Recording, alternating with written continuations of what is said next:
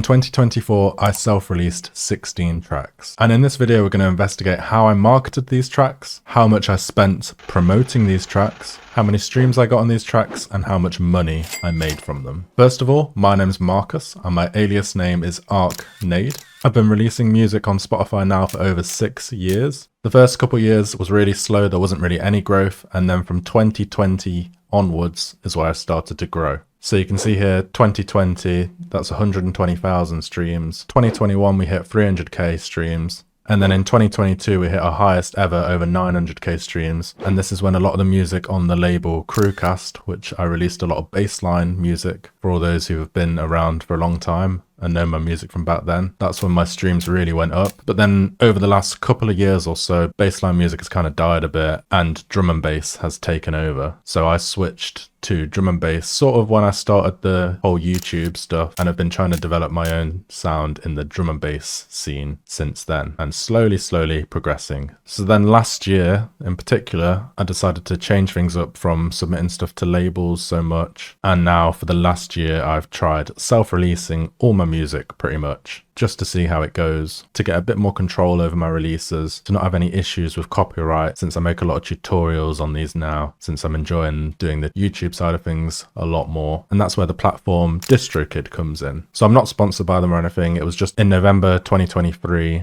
I had a collab with someone called Matillo. It was called Take Control, and he self-released on distrokid and wanted to split the royalties with me, so I made an account and then signed up and split the royalties with him, and you'll see that track later on. And then since then I've just really enjoyed the features it offers and decided to go forward and try self-releasing on there for the next year. So I now have access to November 2023 all the way to October 2024, so that's around about a year's worth of releasing music on distrokid, and now we can explore that. Now, one really common thing I see is that a lot of producers like to brag about how many streams they've got in a year, how much money they've made from all these streams, but they don't tell you one very important thing, and that's how much they spend on promotion and marketing to get those streams. For example, someone might have made $10,000 from a year's worth of streams, but they might have spent $20,000 promoting, for all you know. So how much have I spent on marketing? In the last year, I've actually spent $0 marketing my music. So you might be asking why that is. And the real reason is I haven't found a method that I think is effective for the amount of money you have to spend to get these streams. And I'd prefer to just do it the organic way, at least for now. It's not something I've looked into too seriously with like playlisting, things like that. And right now I don't really feel in the position to make that kind of financial risk. And I'm currently satisfied with the streams I'm getting currently on a lot of my tracks. I haven't been producing drum and bass that long compared to like my bassline stuff, so it's all a slow and steady grind. So how do I currently market my music? So there's two things I target here. There's Spotify and there's SoundCloud. And then things like Apple Music and all that I just kind of leave on their own. So for Spotify, I always pitch my track maybe 2 to 3 weeks before for playlist consideration. And then once the track's released, it will also get added to the release radar and then all your followers. So I've got about 3,000-ish followers on Spotify. The track will get into their algorithm and then they'll listen to the track and hopefully save it, and then that'll boost the algorithm more, and then it'll get like a snowball effect. Now, I've only ever got into one playlist on Spotify, and that was one of my Crewcast releases. It got into one of the bassline Spotify playlists, and it got like a couple 100,000 streams from it. I haven't had any luck getting in a playlist since then, but I'm hoping over the next couple of years or so to at least get 1 or 2 in there, and that should boost the algorithm a lot more. There's also a site called Daily Playlist I like to use, where you can submit a certain number of free entries each week to get considered for playlists on Spotify. So I think I can get like 15 a week or something like that if I use 3 different accounts. And that's a good way just to get in a couple of playlists to boost the algorithm a little bit. Doesn't make that much difference, but it's definitely worth it since it's free anyway. And then on SoundCloud, so SoundCloud is separate to distrokid. You have to upload it separately. So I have a SoundCloud plan with them, just so I can get my tracks monetized. I'm part of these things called repost groups on SoundCloud. So that's where there's a big network and everyone in that network reposts each other's tunes. It's all like automatic, and that gets a considerable amount of streams and it doesn't take too much effort.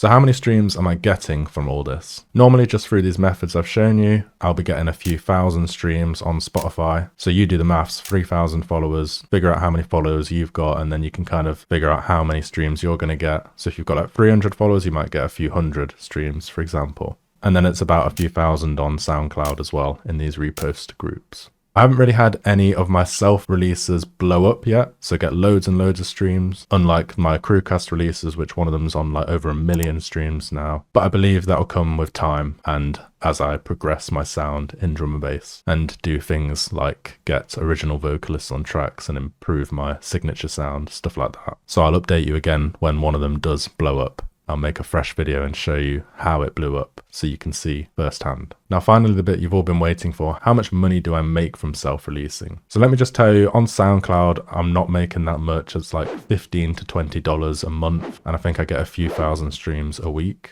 But now let's look at distrokid, which is the bigger distribution chain. So let's look at the data. So distrokid gives us this thing called quantity, and I'll leave that on the screen right now as to what that means. It's basically just streams and purchases of the track in total across all the places they distribute to, like Apple Music, Spotify, there's loads. So my total quantity from November 23 to October 24, which is about 1 year, was 550,804, and this equates to $1,072.55. So in pounds, that's about 850 quid. And to put that into context, if you want to make $1, you need about 500 of these quantities. And if you want to make $100, you need about 50,000 quantities. So make of that what you will. It's a bit harsh on the smaller producers, but if you can get massive numbers on your tracks, then you're going to be raking it in and making a lot of money. You might be wondering now that I mentioned I'm only getting a few thousand streams on my tracks on Spotify. So how come I've got over 550,000 streams with only 16 releases? And that's because there's a couple of outliers to the tracks, which I guess have sort of blown up. So let me just break it down for you. So you can see that the majority of my streams came from the Matillo collab I mentioned earlier, plus an old tune of mine that I released ages ago, but I just transferred over to distrokid.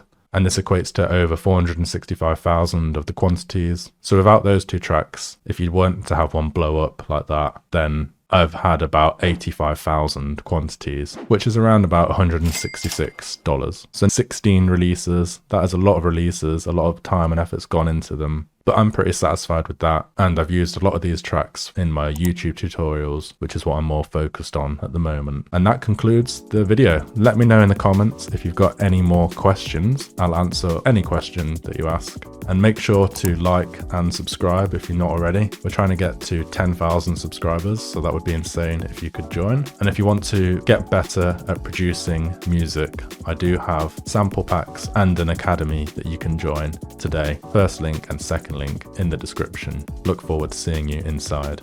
Thank you for watching, and I'll see you in the next one.